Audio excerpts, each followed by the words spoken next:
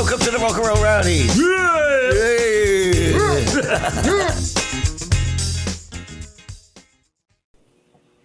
Welcome back, everybody. Welcome back. Yes.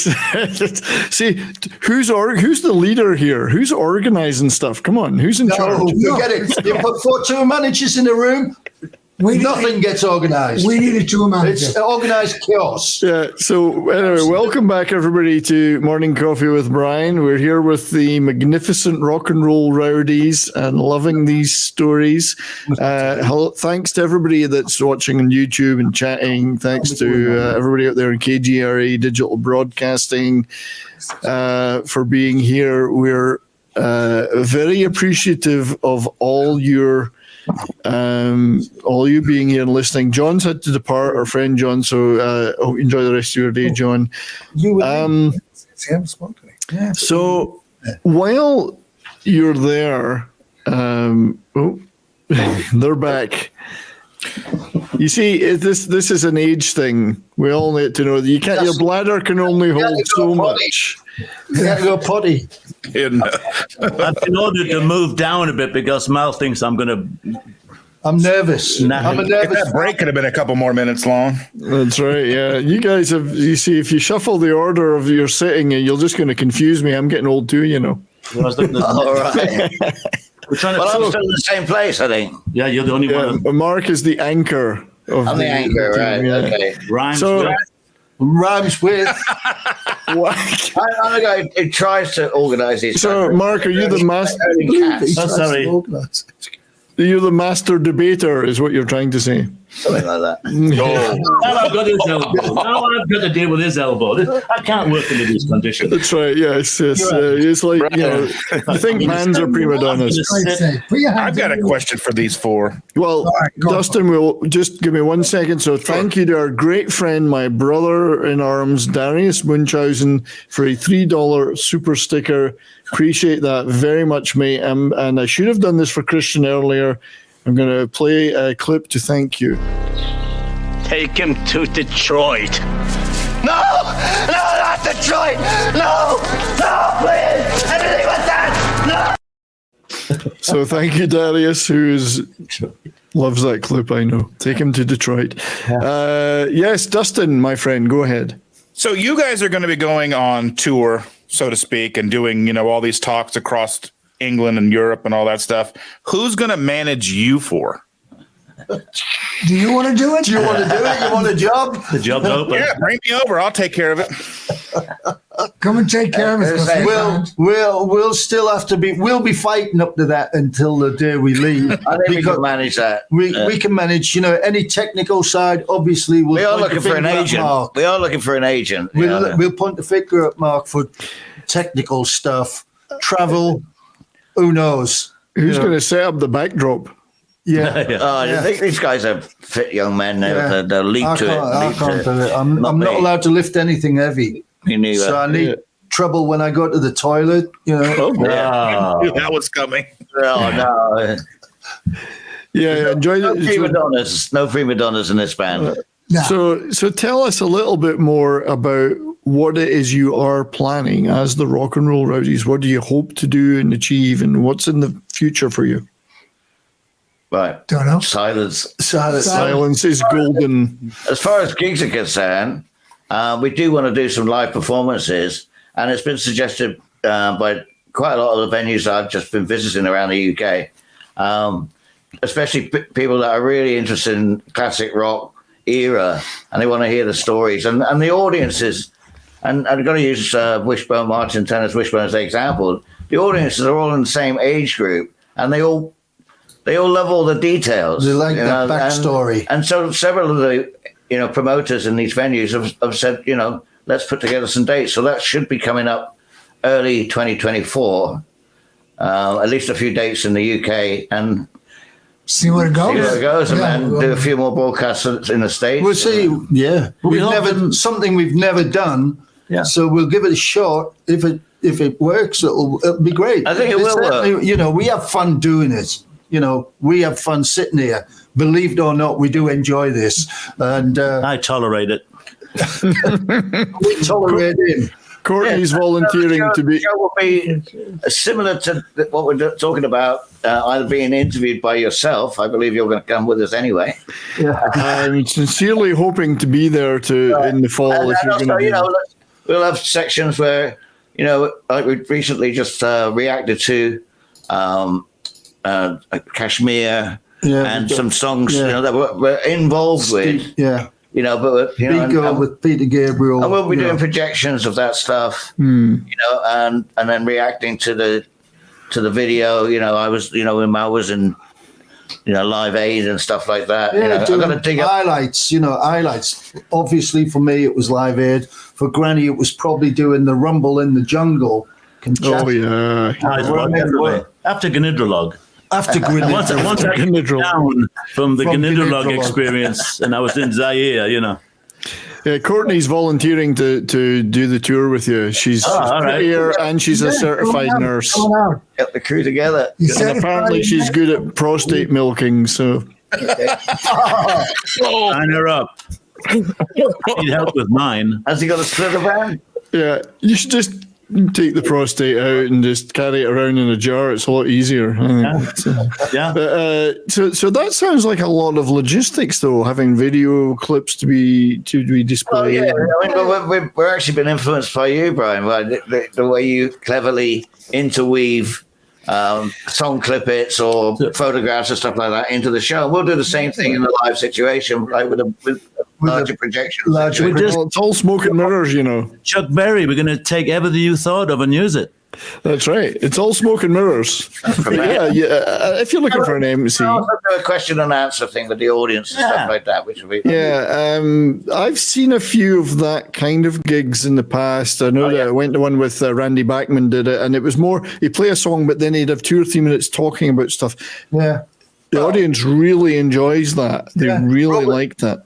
Francis Rossi from Status Quo, he's up and coming tour. He's doing exactly that. He's sitting on stage in an armchair, playing his guitar. He'll do a song and he'll give the backstory to the song and he'll rapport with the people want to hear that. With us, it's going to be more about the spirit of being on the road. I mean, I'm not going to tell anybody how to record a record, but we just took it and ran with it. And came from very humble beginnings, and still are pretty down to earth. And I have a peek behind the curtain, sort of thing.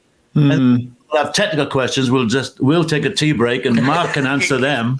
We'll go. I'm not really a technical man. No, but you know a little bit more. Yeah, it will be just tea at this stage, of course. Just tea. Yeah, we're going to exercise total control. We would hate to embarrass ourselves. We have a little bit of brandy in the tea. Early in the morning. We just want to have fun, like Mal said. We want to have fun and share a bit of it. Because I do jobs in California. I work small-time things. I meet executives, high-powered executives. And when they hear my accent, they all want to know, what brought you to America? Sex, drugs, and plane. And the next thing you know, we're talking. Everybody is interested. It's good to document like the history of what happened there. What we were lucky enough to grow up and live through that period, which was a real live through it. Well, somehow we survived. We are survivors. And I look at turning 70 was an achievement as much as anything else. But we weren't innovators, and we weren't the inventors of the stuff. But we were there when it was happening, and we all took the thing and developed it. We hit the ground running. I mean, this is the thing that fascinates me. It's the you've literally gone from the transit van era up to major mega tours, right? You've seen the whole development of that, literally the development of rock as we know it today, and that's just incredible to think about that. In fact, we just recorded that yesterday. We've just recorded all that from the transit to the tour buses to private airplanes. But we are going to need jets for the luggage. We are going to need someone to do subtitles because nobody will, when we're all talking at the same time. Brian, he doesn't speak the language. Well, I don't speak English. Neither do at least 3 of you. I mean, Mark probably does speak English quite well. The others are. I was glorious. He's a hillbilly. You only talk American. Carrot cruncher. American. Can you talk American as the American. Well, I did live in the States for about 12 years, so I can. Yeah, and so does Wilko. And He knows where the sidewalk is. it is. But Dustin and Pope are from the US. You can understand these guys okay, can't you? As much as I understand. Read this. Yes. Yeah. We understand you guys just fine. I mean, even like the stuff you say, like I knew when he said something about anchor and it rhymes with, I knew it was coming. Yeah. So I'm going to throw a word out. Actually, I'm going to throw a word out that we used before we started the show, Kazi. Who knows what the Kazi is? I just went there. He's just been there. Well, see if any of the people that are watching. Does anybody in the chat know what the Kazi is? We'll wait and see if they do, because it's a particular thing that people in Britain go to, the Kazi. Yeah, I think it stems back to the occupation of India. Yeah. See there. Yeah. Smart aleck. Yeah. Well, there's a lot of terms come from that. There's a lot of Well, a terms. come from Kazi is that. I don't know what a Kazi is in India. Maybe it is a toilet, but the Kazi is a toilet. My old man, Is it related to a dunny? Yeah. The Johnny, It is, yeah, a dunny.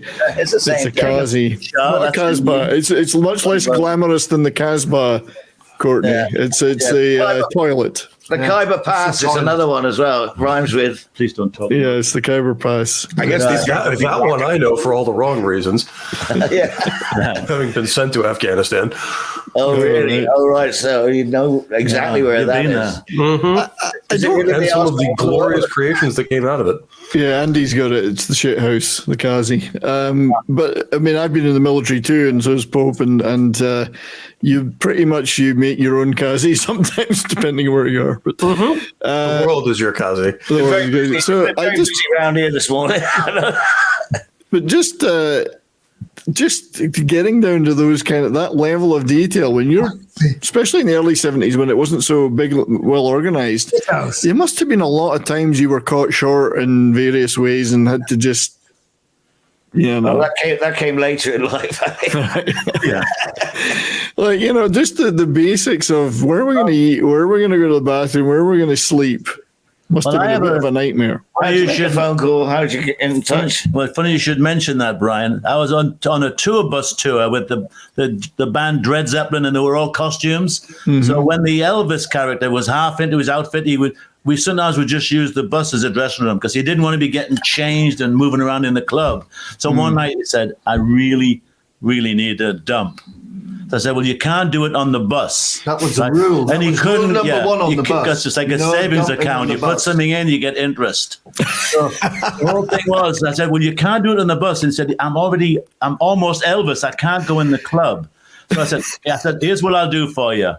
I said, I put a plastic bag in the bowl on the bus, and he dropped a log in there, right? Oh. And I got rid of it. He didn't know. So I come to the side of the stage. I had a similar plastic bag with some sand and gravel in it, and I was swinging it like it looked like his bag of poop. Joey's trying to sing, and I'm swinging this bag of poop. And I came and I hung it on a cymbal stand, and he's like, ugh. He didn't know it was just. Was it a fairly lengthy and consistent one? Or was it- Oh, I've never heard that before. Yeah, That's what they do. That's a great one. Cheers, Joe. Thanks for being here. Willing I did it all worked out. There's a bit of gravel, but You should have got him to sign the bag, and then you could have auctioned it off on eBay or something. Oh, it's pretty. People that buy it. They're buying my underpants right now. Well, Davina has got the academic thing. Kazi, supposedly African in origin and derived from the southern Bantu word for toilet, makazi. Well, it could be East Africa's got a lot of Indian people, so no idea. Yeah, right back down south there in the. See, we're having a geography lesson now. See how intellectual this could be. Culture. See how intellectual this could be. Yes, Yeah, exactly. I saw myself as a Vespa da Gama, Vespucci. You know, So you're like an Italian scooter. that's what you're saying. An Italian scooter. We were explorers. Vespa. Vespa. You're a Vespa. Is what you're I'm a saying. Vespa. So, but you are you're erudite world travelers. Some of us. Yeah. Yes. So, speaking of that, though, Erudite. What would you say that you guys are all experienced veteran tour managers? What are the most important qualities that such a person needs to have? Money. Tough question. Depends on the band. If you got money, you can do anything you like. But what are I mean, to be a tour manager and balance all this stuff, or Detail. just a roadie. Details. You have to go by detail.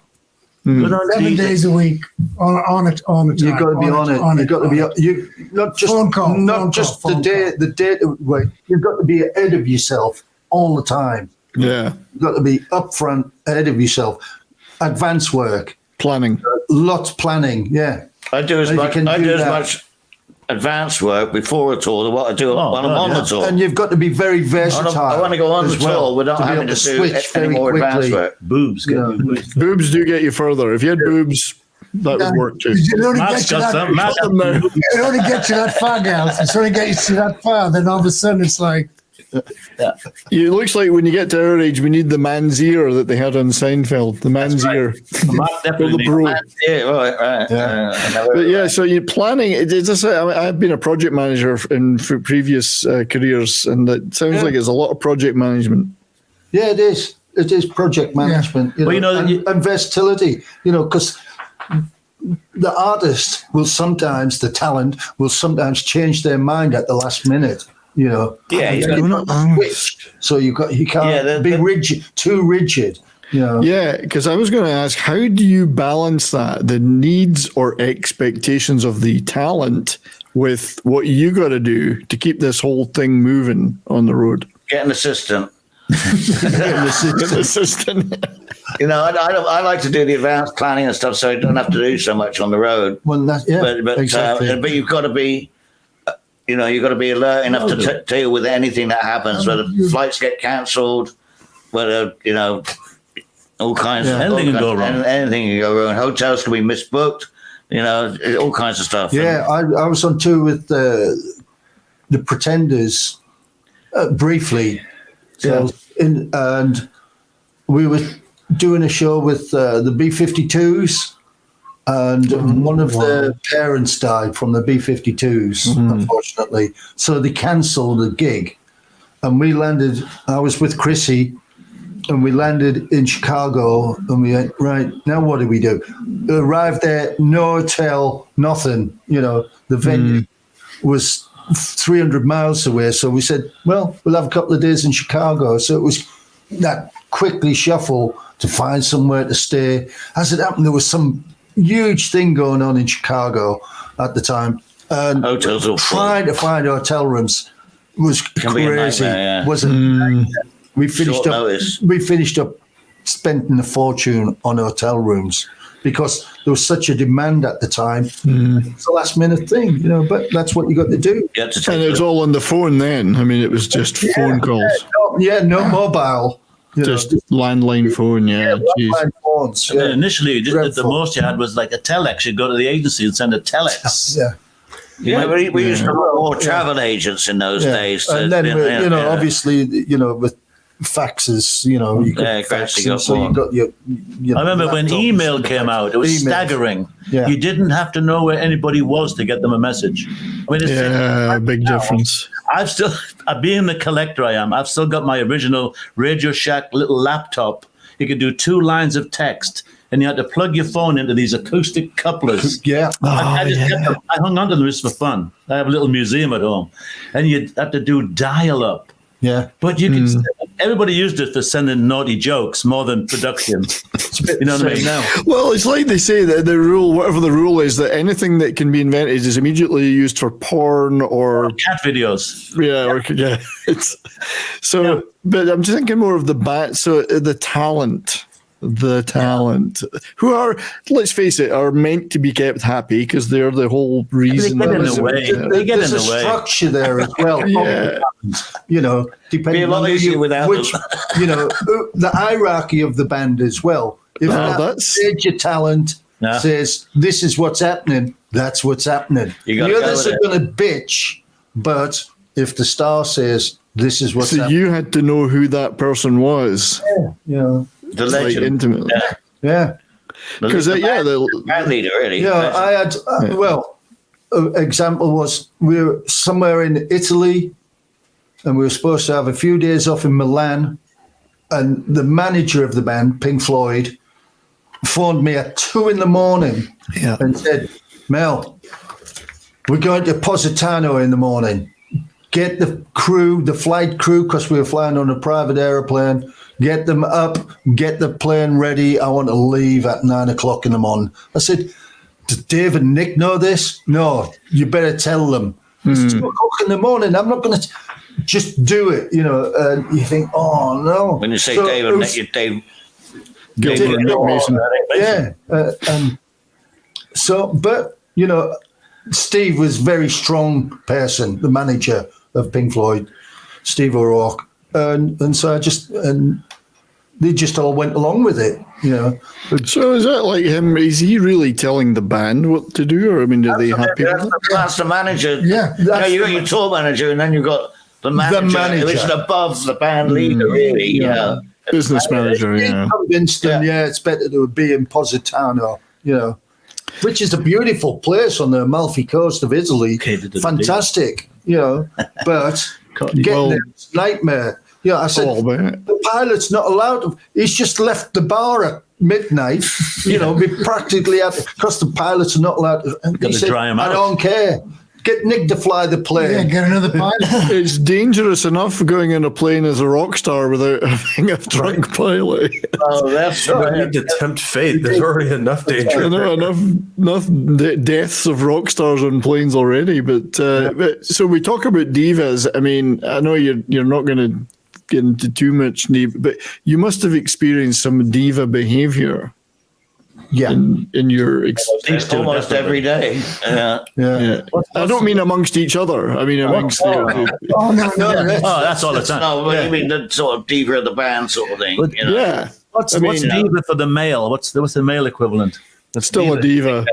Still a diva. Is this still a So I mean, some examples of that behavior. You don't have to name names, but there's the classic dressing room thing. You know. Why don't we get this stuff? I thought I asked for white wine, not red wine, and you know, and sort of like, you know, they won't accept a slight variation to the meal or something like that, and get all stroppy about it. But I think the word diva is more to women, but But it's, we know what you mean. Yeah. There's always one that would throw a straw. I was just suggesting that it wasn't all women. One guy, well, they were all a bit diva-ish. That's what I'm saying. They were all a bit diva-ish in Get a their bit own stropped way. out over something small. Not usually about the rider then, or M&Ms or something, you know, brownie. Yeah, I mean, there's all those jokes, still goes on. It still goes on. Yeah. I know, Wilko, I've not worked with Emery on the spot to mention names, but you mentioned an act who wanted to build their own stage or something. Oh, no, Slipknot. Slipknot, okay. Yeah, absolutely stupid. Stupid. Yeah. And, you know, you give the guy, I think they were just saying, get away from what we're doing. So he went off and he built a full-on metal stage for Ozfest. 60 bags. I know this story because I worked with No Name at the time, and I knew Adrian Valera, and they talked about that. They're like, and I even knew their tour manager at the time. Like, well, the tour manager maybe previous or whatever, but and they were talking about how they wanted to do that all metal, and they basically had to say, no, that's too heavy. We got to make it out of wood. Yeah, no, they made it. I mean, I wasn't the tour manager. I was the freight guy. Yeah. But I knew them all, and I went and looked at this thing. I went, you're looking at hundreds of thousands of dollars. And it was starting off in Europe just to get it there and rent it in Europe because it's cheaper. The amount, no, we need this. But that tour they had like 6 extra trucks with nothing in it. Just to make them look big. Jesus. That's not diva-ish. You know, I mean. I would never find that. That's PR. That's just PR. So was Sully their tour manager at that time? Who? Sully? Sully? Like, Sully the Bull? Or do you know? Do you remember? I can't even remember. I just remembered something. I mean, it's not on the same scale as that, but I remember doing in the 80s, I'd get a phone call can you go to Hawaii tomorrow? Can you do this? I would get jobs like driving a truck across country. And I remember getting this phone call. It was some famous rock band. And I honestly can't remember them, but they were well known. And they had a load of fake 4x12s, cabinets that had to get to Florida. And I got paid about $3,000 to deliver a load of fake equipment, because that's what their stage set was, a couple of amps, but everything was this big wall of fake 4x12s. Oh, yeah. Normal occurrence, though. Yeah, but I made about $3,000 for that. So, yeah, fake backdrop with fake amps, but a tiny little speaker in one of them. Yeah, just No, but I mean, everybody from Pantera, everybody did that. Yeah. Right. I mean- the most undiverous person I ever met. just to finish off Slipknot, Yeah. the first 3 gigs they did just paid for the freight getting there. When it all finished, I sat in their office for 3 weeks. I arrive at 9 o'clock and go, oh, fuck, right, get my comics out and get my papers, because they owed me money and I wouldn't leave. Oh, excuse me. And finally they were like, here, get the fuck out of the office. It was just crazy. They were mental. No thoughts of anything. Just, we wanted. Well, that's, when you're talking about empty 4x12s and stuff like that, that's part of the stage show. So, I mean, lots of bands provide stuff on stage show just to make it look good, the mystique. Yeah, I mean, but actually, I don't know whether I write off 3 extra semis, just to carry them. No, they're empty. Just empty semis, just to think that the band is big is just ridiculous. I mean, it just wouldn't affect. Well, it was also their first big tour. I mean, humongous. The headline. but it's carrying the amount of semis, Yeah, but they just wanted that Slipknot right across all the trucks and everything. And Well, I imagine there's a big line thing. there too, right? Like, there's like a line below which, like, as the tour manager, you just won't sign off on something. Like, oh yeah, we want 4 semis to make the tour look bigger. Like, no, I'm not paying for that. Go away.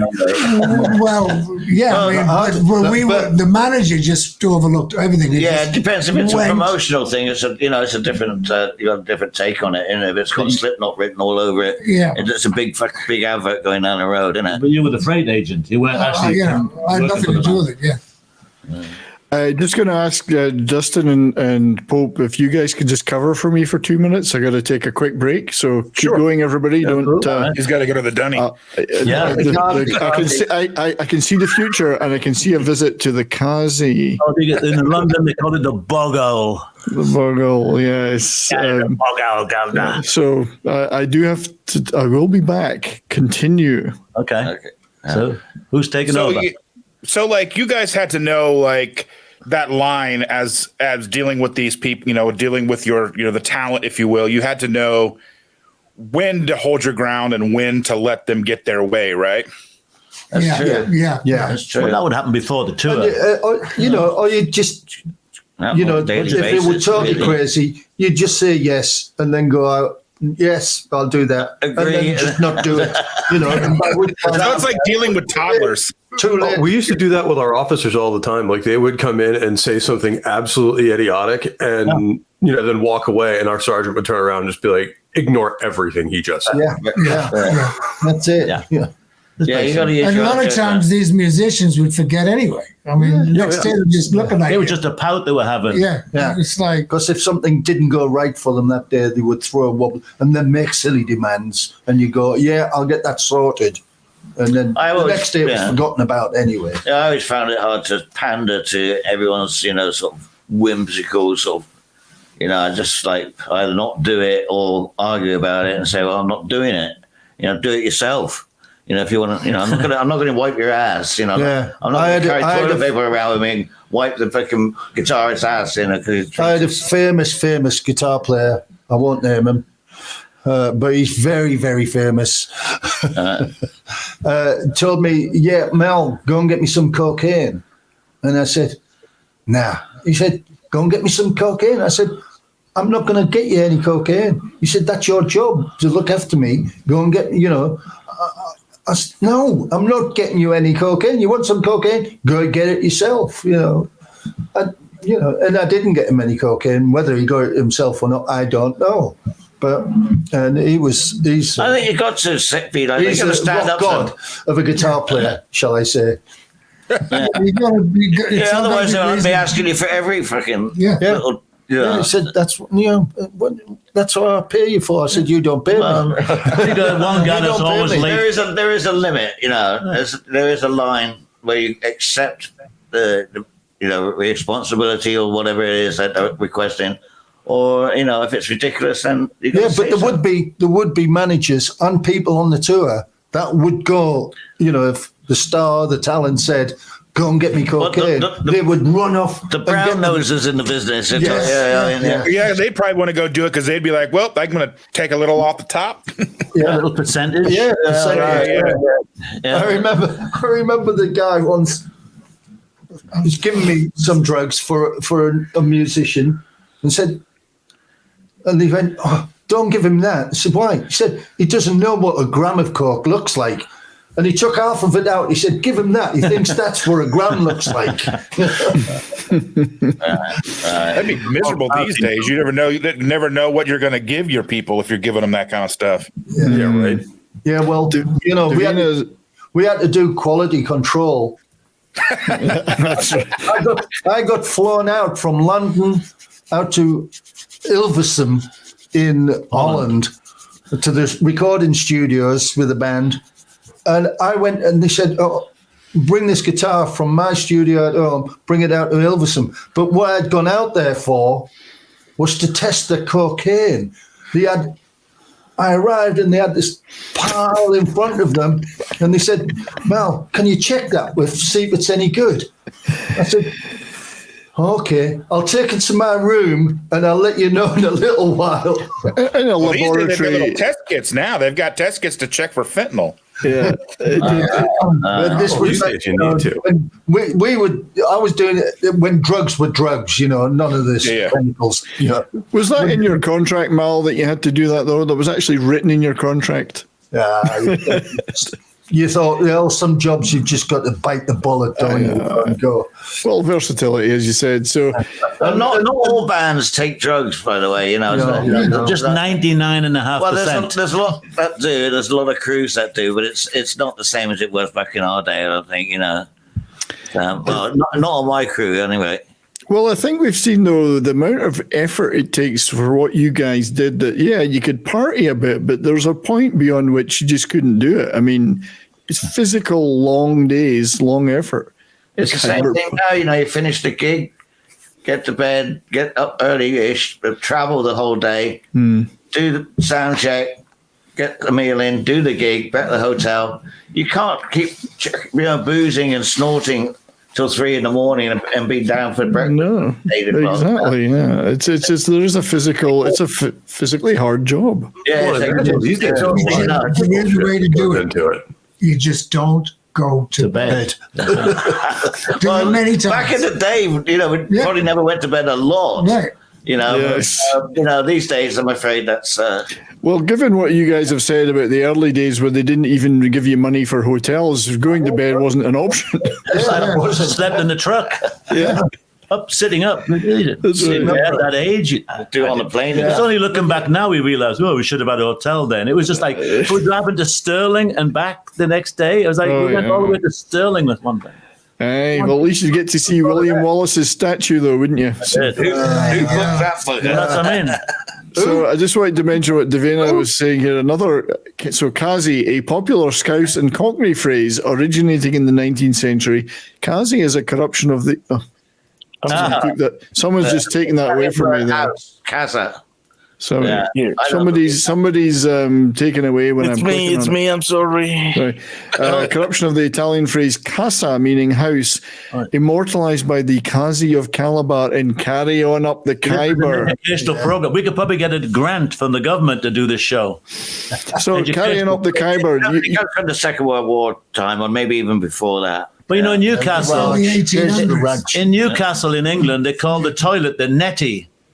You think, where does that come from? It's from the Roman occupation. They used to use they had cabinetti with the toilets, cabinetti, and it was still used the word netty. Netty. Wow. Even language over this is the show where you learn some important things. Never too old to learn. Information you'll never use, but See, this is what the BBC should be. that's right. Right. Thank you. Promote that man. Yeah, so, but Davina mentions a famous British institution again that you guys and I all know about. Carry On, the Carry On movies. Carry On Up the Khyber being one of the. You can probably watch one on English TV every day. That's right. And Carry On Up the Khyber is one of the best ones. The Devils in Skirts. Yeah. Oh, well, you would say that, wouldn't you, Brian? Right. Hey, why? Why'd you say that? So if anyone watching has never seen a Carry On movie, it's a British institution. They made them for about 40 years, mainly with the same cast. With lots of guest stars here and there, but they were all just like spoofs of things like spy movies, this Roman Carry On Cleo. Carry On Roman Cleo. one. Yeah. Infamy. They've all got it. Infamy. So again, it's like status quo. Nobody in North America knows them, but it's a British institution. Yeah. So I wanted to just, we've got about 20 minutes left. Wilko, I know you did a lot of the tour accounting. How difficult was it to keep the finances running on a tour and keep that budget balanced with all the shit that's going on? Was that really tough to just keep it all on track, or was it all? No. I mean, you're not doing tour management, so the whole concept is cash, obviously. So when I used to leave, there was no computers. None of that was involved back in the day. I used to have printouts of everything, what I was picking up in the box office, print out of payroll, per diem, hotels, and that's what I basically did. I was on top of all of that stuff. The band didn't check out. The tour manager would run out with the band, and I'd already checked them out, And the box office, the band would leave. I'd be in the box office for another 2 hours. I hated doing that. It was all money. And in those days, it was always like, well, why have you got 12 drum risers? I've only got one drummer, and all that shit would come in. And it's like, and they'd go, well, rehearsals. I'm like, what do you, I mean, it's still the same drum riser. Yeah, it was like all this nonsense used to go on, and promotion and, well, how much promotion money did you put into the show? All of this. Well, show me the backup. Well, I don't have it. Well, you better have it, because if you don't, I'm not going to pay you. And all these guys would put all kinds of shit in there, But this is you. So I mean, that's probably a better scenario though, where you were having to pay them than you trying to get money out of them. Oh no, I was trying to get money out of them, but I wanted to get as much money for the band. The promoters would play all these games. Not so much now, but back in the 70s and 80s. Fattening up the expenses. Just padding the expenses. Well, I've heard a lot of horrendous tales from even major bands like Led Zeppelin and getting ripped off, and Pink Floyd got ripped off many times, and in the 70s, not in the 80s. New York, Led Zeppelin lost the night's takings from Madison Square Garden. They've disappeared out of the safe. Yeah, Jesus. But that sounds like a them problem. I did Answer to that. With the Allman Brothers. I did, out of about all the shows I did, the 3 years I was with them, I did, I think, 4 ticket drops, and everybody hates that. And I just went, look, I'm not playing your effing game, so I'm leaving. I'll come back in 3 hours. I want all these tickets in 100 piles, and you got 20,000 sell out, right? And then go on. And the promoters go, no, we didn't sell out. And I'm like, let's count the tickets. And they just get big black bags where they put all the tickets in and just empty them. And all the staff, the young kids, were like, we want to go and see the gig. It's like, I want all these. I'll be back in 2 hours. I'm counting them in hundreds. That's how. Jesus. Yeah. Yeah. So all that was totally backstage stuff. It was just the way to do it. And every night before I went to bed, I filled out everything. So when I started next day, it was all gross into the net, what was left. Can I add a little character background to that description there? Because when we all first met Wilko, he was a window cleaner. And Not a window licker, a window cleaner. And so when Wilko joined us. He was literally, we knew nothing. Wilko knew even less at the beginning. I'm not putting him down for it. So by the time we were gigging in 73, 74, Wilko was at a certain level. But, and then he got the call to go to the Average White Band in the States. And I didn't see him for about 3 months. So I see Wilko in England, drunk, laying in the gutter, burbling and drooling, right? The next time much like today. I was right alongside him. Yeah. But the next time I see Wilko is in New York City. He's been with the Average White Band about 4 months. I meet him and I'm going, he had a haircut. He was wearing like Armani clothes. He had a Halliburton $350 briefcase. He sits down, pops it open, and he has all these manila folders. I thought, Wilko, I didn't even know you could write. What drugs are you taking for that? Wilko landed in New York and talked about somebody finding his place. I was going like, and he was teaching me. He said something to the band. Oh, see you in the lobby at 2. I said, you told me. He goes, slap. You always tell them, I'm tour manager time. I'm like, you always tell them a different time. And I'm going, is this really you? That's right, yeah. Odd person. That's true. It must have been powerful drugs he took to change to that, yeah. He found his place. Hartlepool was one place, London, he found his place in the States. Learning on the job is the best way to learn. That's my experience in life. You had to learn, run it. Back to doing the accounting, my first gig was with the Allman Brothers, right? And it wasn't Madison Square who was on the island, the big gig on the island. Meadowlands. Meadowlands. Nassau Coliseum. Yeah, Nassau Coliseum. So it was, I'd done about 5 gigs and I'd gotten through it, but this was like massive and it was sold out.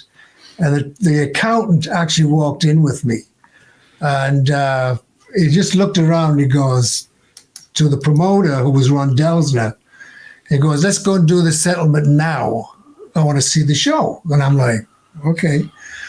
This accountant just went, blah, blah, blah, blah, blah, blah, and you give me a check for $175,025. And Ron Delsner went, looked at me and I went, I have no fucking clue what he's talking about. So he just gave me a check. And he goes, well, I'm going to watch the show. And Ron and I went, it's okay. We went through everything he said for 2.5 hours. And he was right on the button. We just went through it just like, where did you get that from? No. Where did the cash go? So when you got the cash every night, what did you do with the cash? In the pub. There's a lot of hookers in New York. There's a lot of hookers in Times Square. I was picking up. We weren't doing big venues. There were clubs, small theaters and clubs, and I was picking up cash every night. And basically, I was running the tour off of this cash I was picking up every day. Paying for the truck drivers, paying for the bus. Yeah, well, it's hand to mouth at that stage. It was covering the bills. So there wasn't a vast amount of surplus cash. But every morning, I'd get a phone call from London, the manager in London. Mal, did you pick up cash last night? Yeah. Send it to me. Yeah. No. What do you mean, no? I said, no. I'm out here. I'm the tour manager. I need the money on the tour. Yeah. No. You've got to send it. Are you getting cash tonight? Yes. Well, send me that. No, I need it. Every day. He called me every single day of that tour, asking me to send the cash back to England. Said, no, I ain't doing it. I've got per diems to pay. I've got trucks, hotels, trains. I've got the pay buses, for the hotel damage, hotels. Well, when I did the Meatloaf tour, did I say that? In 1980, yes, you did. I did the Meatloaf tour, and I was a tour manager. And the first week, I was sending the money back, and all of a sudden, the band walked up and went, "We haven't been paid for a week." And I went, "Okay, good one, because if you haven't been paid, I haven't been paid." Yeah. So I called the wife, and she goes, "Not one check's coming." I went, "Okay." So it kept, after that, all the money was going in my pocket, and I was going, how much are you owed? How much are you owed? And I was doing all this stuff for the entire last part of the tour. Now you're looking at, I've got a plaque at home with, thanks Wilko for helping doing $1 million of the business. I think I did over 12 million in the box office and 20 odd million in merchandise. But this manager, business manager, I won't mention his name, in New York, was going, "You'll never work in the business again, you mother effer." And I'm going, "I'm on tour. And do you want the tour to finish?" "Yes." "Then this cash from now on pays payroll. You don't have to do anything. They'll sign for it, the per diems, all the hotels, because if I keep sending you money, you're putting me into a jeopardy of not getting the tour from A to B. So that ain't going to happen, you know." And this guy, I'm not mentioning his name, went in and he wrote everything off. He's like, "You'll never work again." 2 days later, I walked back in. "What are you doing here?" "I work for a foreigner." "How you doing, mate?" That's right. You know what I mean? He's back. Yeah. Like, are we gonna do this dance again? You know. But they always tried it on. It was just, they always wanted everything in their office, all the cash, all the checks, so they could control it. Yeah, but you needed control too. They want to take their commission out, don't The forget. commission Yeah, all that's the what they're time. after, innit? Yeah. We were in They don't Italy. realise the amount of money you need. With Peter Gabriel. I wasn't the tour manager, but the promoter paid us in cash, right? So we got back to the hotel, and it was short.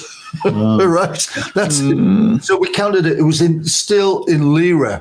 That was a lot of lira. Yeah. You ever tried counting a million anything? Yeah. And so we called the promoter and said, "It's short." You know, no, it's not. It is. It's short. And we'll wait for you in the lobby. Bring the money over. Bring the money. And he walked in, and it was about 1 a.m. in this nice plush hotel. And he walked in with all this money, and he just threw it. "There's your fucking money." You know. Wow. At least you got it though. Yeah, we got it. You know, but that's it. You've got to be, you've got to watch keep an every eye penny. on the guys. Yeah. You know, Were there? I mean, you mentioned the Led Zeppelin. people will get greedy. You know. Oh God, yeah. And I was going to say, you mentioned the Led Zeppelin Madison Square Garden thing. Were there some shady characters hanging around, perhaps with black violin cases and? Yeah. You've seen the movie, right? Yeah. Yes. Was there a lot of that? Yeah. Like people That's that all I'm were. going to say, because they might come and get me. Nothing. Yeah, it must have been because when cash is around, there must have been a lot of. You know what? People Where's are our thinking- cut? What's the guy said in the Godfather? We're just the buffers. Yeah. What Yeah. are buffers? The Allman Brothers, Steve Misowski, God bless you. He didn't tell me this, but I arrived with a band. Is he on the roof? And, He's on the roof right now. The sunlight. and so I get to London, and there's one promoter for all throughout Europe. And what I didn't know there was $70,000 missing. He hadn't paid it. So he met me in London with a money belt with Dutch money, German money, Italian money, American money, and English money, all in pouches. In a belt. I went, what am I supposed to fucking do with this? He goes, "You want it for 75 grand? It's all yours." Wear it. And I did it all through the entire effing tour. Yeah. Because it must have been some pretty shady people hanging around these tours, I would have thought. Yeah, it was Trying me. to get in. Trying Me. to get in. Yeah, it was you. Yeah. Well, Yeah, you were it the was- shadiest. I'll be pulling out different money going, "Look, check this." You outshaded them. Yeah. Wilko's from Wagga. Yeah, I'm from Wagga. Sure, you're the hard man. Straight off the street. Yeah. You know what I mean? Yeah, was it for the rest of you who are all well brought up boys? What was it like working with an urchin? Wow. Not me. I was in the street just below East. Oh, you're urchins. It was Yes. next street over. I'm the wuss. I'm the grammar school wuss. Yeah. No, you're the grammar school. That's why you. I'm That's big why and you. loud. Yeah, he's a big. Yeah. So we're almost out of time, but there's a couple more things I wanted to ask. You guys have worked with an awful lot of acts. Is there anybody you haven't worked with that you would have loved to have worked with? I went the band called the Soft Machine. I loved the drummer Robert Wyatt, but they were very esoteric. But they had an electronic keyboard. So when I first came to London, I didn't have the confidence to even approach them. And I was like, they say, don't ever meet your heroes. But I got to know Robert Wyatt later on. But that was a band I would like to have done some work with them because I was really into their music. I would love to have worked with Eric Clapton. You know, I met him several times, and I would have really What's going on with the shoes here, boys? Yeah, well, of course he worked with Phil Collins. Phil Collins worked with him a lot. And, yeah. Well, 1976 when I flew home and I got a job with Van Morrison in 76, 77. I was working with Van and we went to see Eric a couple of times. And I took my daughter. Eric was doing this Butland's holiday camp, strange venue. Strange brew. And so I took my daughter along with me, who was about 6 years old, and it happened to be my birthday. Maybe this is why I love Eric, But I'd been to see him with Cream. I'd seen him several times. But I sat there and Cream T-shirt right there. They played. right. They said, this one, Layla, we're going to play Layla. It's for Mal. It's his birthday today. He's sitting out there, And my daughter was like, Dad, Is she that's called you. Daughter's called Layla. Yeah. No. Oh no. She didn't say, "Oh my God, Dad, you're old." She said, Yeah. I didn't know you were that old, yeah. So when you were, it's she was lovely. about 6 years old, and so Eric done, so That's nice. That's very nice. yeah. So Yeah, it's a beautiful thing. were you his van driver? Oh god. Oh, there's an album by there's an album by the Beat Farmers called Van Gogh. Oh, Which is quite a good pun. I think it's a picture of a transit van. So yeah, what about? I mean, I know that Will. I think Wilko, you said you'd worked with Wings briefly. Mm-hmm. Yeah, but has anyone worked with the Stone? Did you do any work with the Stones ever? Any of you guys? No. no. Just drank with Mick a couple of times. Lend him money. Yeah. Yeah, lend Like the Mick. money. Yeah. I went and they had a place, forgotten where it was, somewhere in Wiltshire or somewhere like that, Startling Studios, right? And I went and looked that over for Richard Branson because he was going to buy it to turn it into another Manor Studios, So Oh yeah. never worked with the Stones. No. Yeah, Branson's a interesting guy. I done my first for Virgin Records. I worked with. I've done a tour of America with a band called Steve Illage. Oh, Steve Hillage. I love Steve Hillage. Yeah, I've got tons of his albums. on an act for ELO, in about 1970. I don't know when it was. Yeah. I've got the T-shirt. I know. He does a great cover of "It's All Too Much" and stuff like that. Yeah, I'm a big Steve Hillage fan. Guitar player, the curtain quite comes. unique Gosh, what he that- did. He was a different kind of style. But Yeah. I was tour manager on that. That was Virgin Records' first ever band. You were the to tour first America. one of us to get into handling the artists directly. We were Yeah. still roadie, and then Wilko got into tour managing. Yeah, you made the first moving forward. So it was God, that's incredible. Yeah, I mean, to have worked with a guy like Steve Hillage, I mean, not a lot of people even know who he is these days. exactly. I've got a credit on one of his albums. Yeah. On the album on the vinyl, and I've got It's interesting that Courtney mentioned punk, but Steve Hillage ended up doing a punk album. I think he worked with like Sham 69 or somebody. He did a punk album just to be different. He was trying to reinvent himself a little bit. But I'm a big fan of Steve Hillage, and Mike Oldfield is one of my favorite artists. We talk about Virgin Records. It's a guy I've always regretted never having seen live at any time. Not many people have seen him live. Yeah, Mike Oldfield's a genius in my opinion. Weird, but a genius. Yeah, well, exactly. I guess the two things go hand in hand. But We did some gigs with Steve Hillage in Germany. On one of the German I didn't work with them in Europe. I just done this American tour. No, but he was on tour with us, and we were sharing a stage, and we had a big backdrop screen went between them. And I was just behind on the drum riser when he was on stage. What kind of work, Mark? Well, it's kind of personal. I was just getting to know someone. sex work is still work. Granny, sex work is still work. Yeah, Absolutely. Someone's got to do keeping it. the economy moving along. Yeah. No, it's Okay, you didn't knock over any cymbals on the drum riser behind her. yeah. Anyway, we're getting we're probably got only 2 or 3 minutes to go, and we're going to wrap up. I'd like to thank everybody that's been here in the chats chat today and listening out. So on YouTube and Rumble, Facebook, and everyone that's out there in KGRA Digital Broadcasting, thank you for being here. And thanks to Pope and KGRA. Dustin and Martin and John that have been on the panel. Chat has been fantastic. Courtney and Davina and others, really appreciate you. Courtney's sitting on her hands. Yeah. So what's in the Sitting on my hands for Courtney. Yeah. I'm sitting on my hands because it's so bloody cold in this basement right now. Oh, there too. Yeah. So Mark, what's in the heating on? I've had plenty heating on.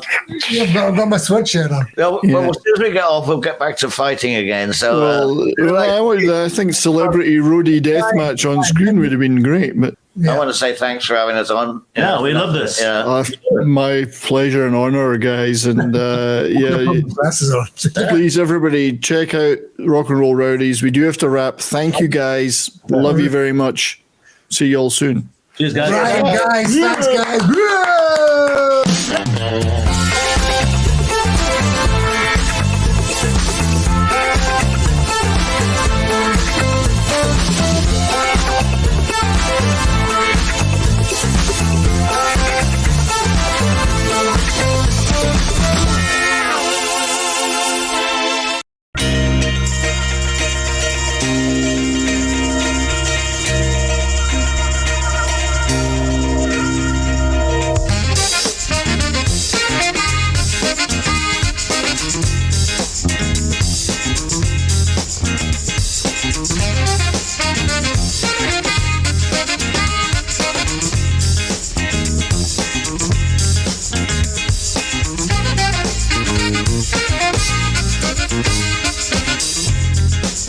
Welcome to the Rock and Roll Rowdies. Yay! Yay!